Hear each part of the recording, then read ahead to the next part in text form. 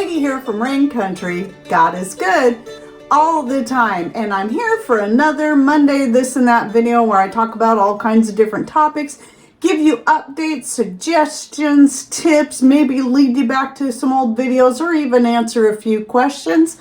So let's get to the topics of today, starting off with the popcorn seasoning. So you might have seen the short I did the other day. So right here, this is actually a blend of the Mother Earth Products instant hummus, the roasted red pepper, and the jalapeno, because they just really nice when they're blended together. So it's about a half and half blend. And I just had this idea one day when I was making popcorn, and I was thinking, boy, hummus sounds like a good idea. Hummus powder, sprinkling it on there after you butter it. And boy, was it really, really good. And the other thing I wanted to bring up was that Mother Earth Products did recently actually improve their roasted red pepper hummus and sent me a couple of packages to try. This is their classic. This is the roasted red pepper. And I have to say their new recipe is better. Even though I love garlic, their original recipe for the red pepper was a little too garlic heavy with not enough red pepper flavor. But with this new one, they balanced it out better, and I love it. So you can even tell because it has a more red appearance than their other one did. So anyway, really great as a popcorn seasoning. So I had picked this jar up at a garage sale, and so it's perfect for this. And then here is a popcorn seasoning I came up with years ago, and I did a video on it. In fact, I recently remastered that video and put it on my second channel, and I'll link to that in the description box down below. And because of the spices I use, the cumin, the chili powder, and more, this has a more Mexican flavor, and it's kind of fun when you can just create your own popcorn seasoning. So every now and then you just want something different. Here's a couple of suggestions. And though, yes, I've made my own hummus from scratch before, I've yet to make it and dehydrate it and powder it myself. But I tell you what, I'm really liking the Mother Earth Products, and it is just one less thing I have to mess with. And so if you're interested in checking out their stuff, their link is always in my description box down below, and you can get 10%, I think, off your first order. And anyway, I occasionally will stock up on certain things that we don't either grow enough of or can't grow at all, such as their freeze-dried pineapple, mangoes, bananas, and this is all organic. I love that they're carrying a lot of organic stuff now. Their non-GMO sweet corn, that one's great, especially to add to soups. And carrots, even though I've been doing better and better on carrots all the time, growing them, I really like adding their dehydrated carrots to soups, sauces, and more. Especially if you're one of those people that might be considering a freeze dryer, but you're on the fence, don't even know if you're going to like freeze-dried foods. It's always a good idea to sample some first. And one thing I prefer about Mother Earth Products over certain other freeze-dried companies that sell their foods, most of them sell them in number 10 cans. But with Mother Earth Products, they sell smaller sizes. I believe they still have the little sample sizes available too. So you can find out if you even like it. Now let's talk about the muscle rub. So I have a few videos out on this. One of them is the oil infusion that I use. And I think the only difference in the way I do it now compared to how I did it in that video is that now I do a blend, a 50-50 blend of castor oil with avocado oil. And now you can use whatever oil you want to infuse, but castor oil can be really good on its own for joints and muscles to rub in there.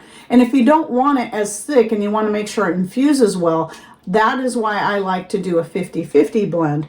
So I'll be linking to that video down below showing where I show the spices and herbs I use in the infusion. But just remember that you can do a blend with the castor oil if you prefer. So then I also have a video that goes back even farther where I show using the oil infusion. In that one, I'm adding a whole bunch of essential oils. So what I wanted to show you is this is the oil I started last year. And since I was letting my son, giving some of my last batch to my son so he can use it on his sore joints and muscles because of the job he does. He's just constantly sore.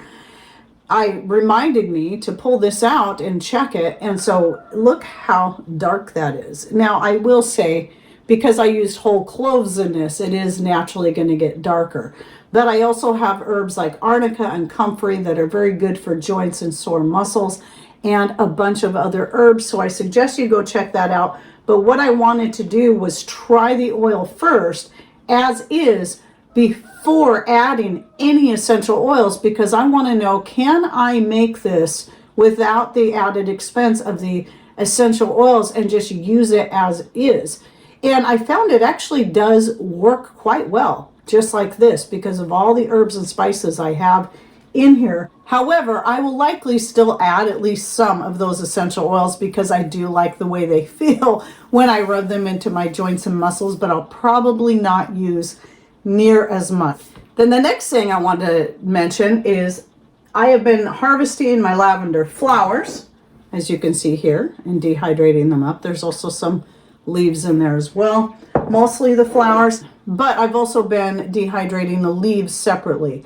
So a lot of people know about the health benefits of the flowers and their uses, which I will link in the description box down below to the most recent video I did on lavender benefits and uses. And I believe in that I do talk about the leaves.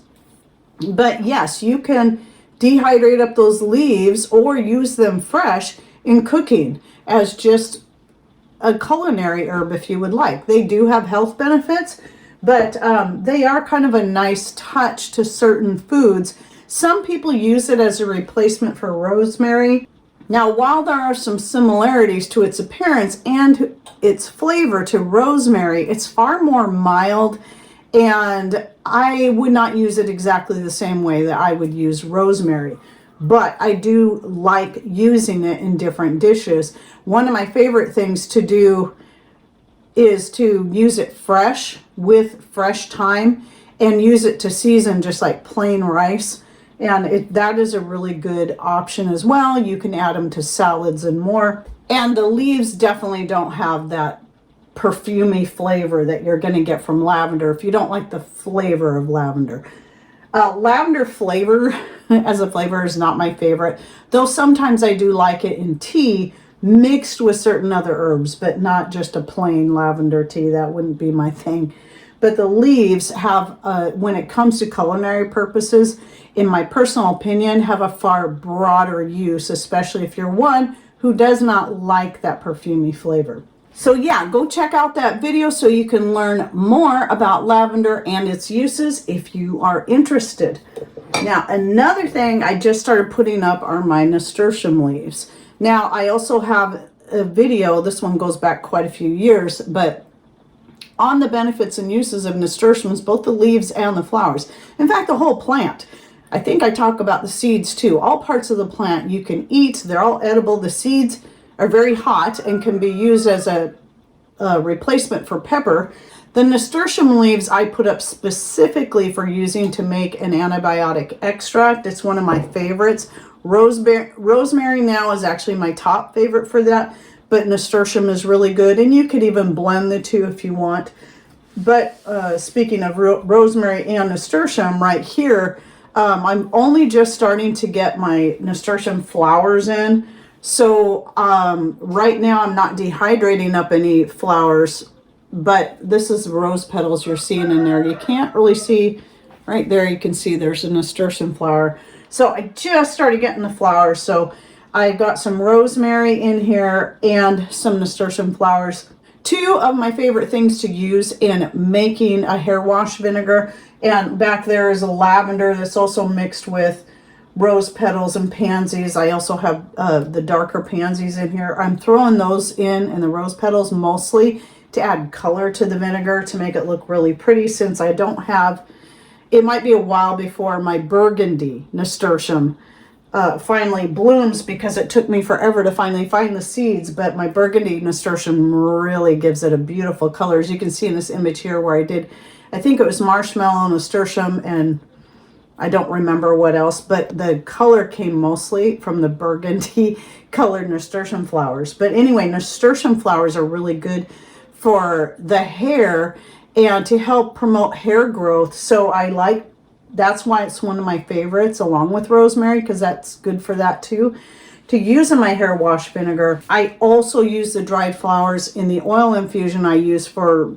massaging into my scalp to help with hair growth and just general hair health. So rosemary and nasturtium both go into that oil. If you're interested in that recipe, I'll link to the oil infusion for that. I'll link to that video down below as well. But yes, I just love nasturtiums because of their multi-uses and because they have such a great radish flavor. If you like that kind of flavor, they go well in all kinds of dishes. I like to add the leaves and the flowers to various stir fries, fried rice, but also to salads. And whenever I'm making up a garden salad and my nasturtiums are growing, the leaves and the flowers get thrown in there too. So it's for a lot of people, nasturtiums are pretty easy to grow. If you live in a really dry, hot climate, they might not do as well because they tend to want to just die out quickly when they get too hot, is what I found.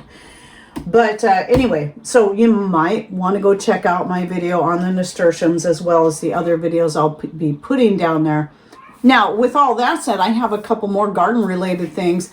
Now, my arnica has been going to seed, which I've been so excited about.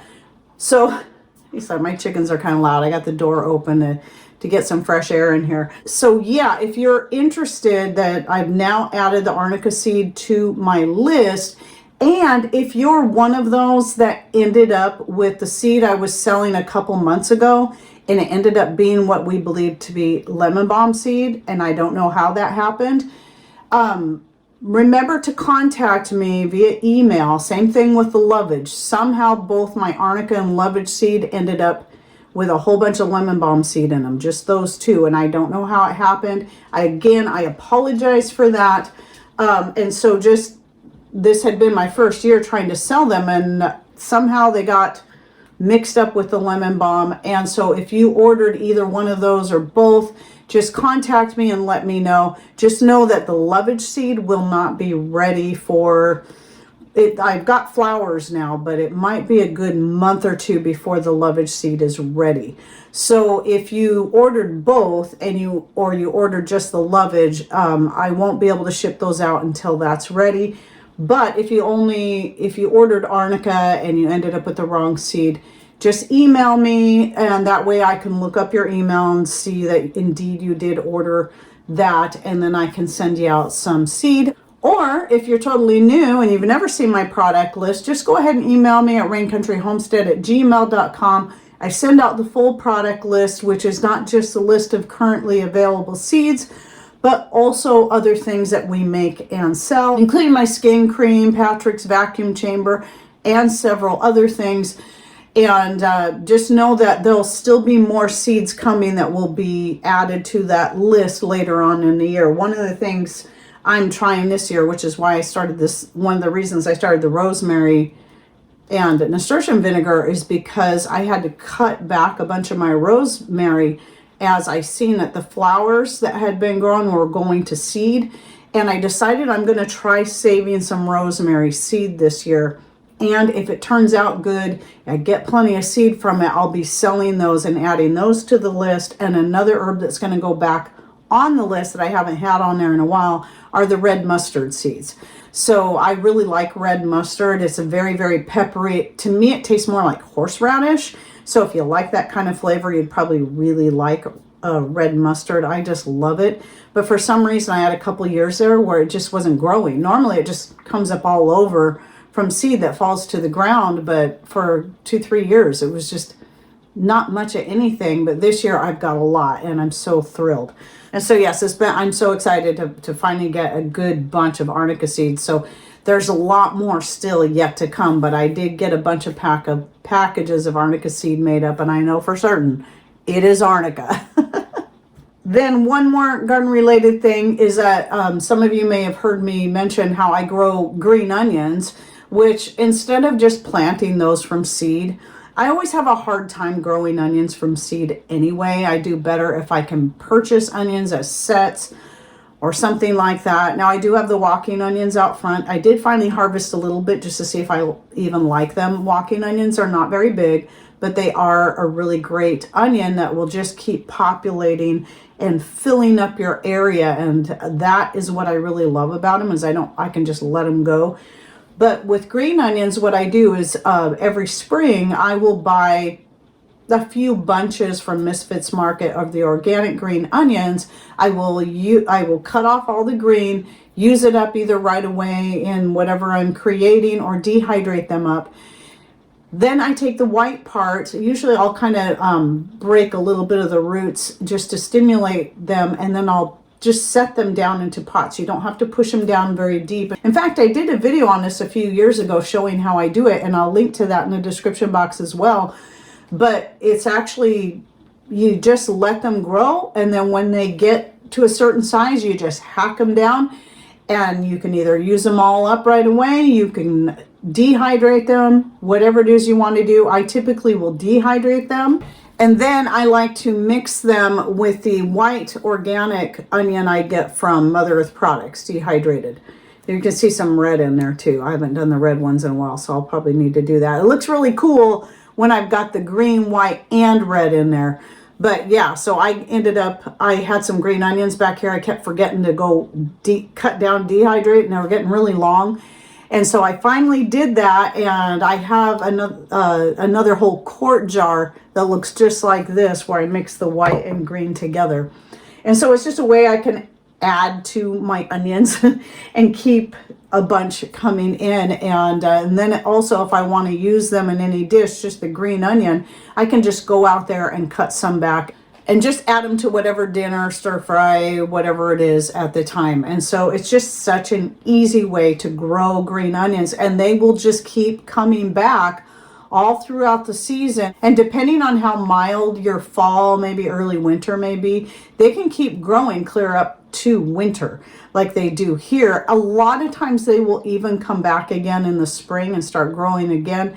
But I do find that several of them tend to die back completely, and then I plant more. Like the ones that are out front are ones that came up from last year, but the ones in the back are all the new ones I started this year. So it's just a really great, a really, really simple way to grow green onions. And I do it all in pots. I find the ones, I've tried putting them in the ground and don't get as good a results as the ones that I grow in pots, because they don't need much root space. So they're perfect to grow in pots on your deck or wherever. All right, well, that's it for my this and that for the week. And don't forget to check out the links I'll be putting down below, and to email me for that product list if you're interested. And thanks for watching. Take care, and God bless.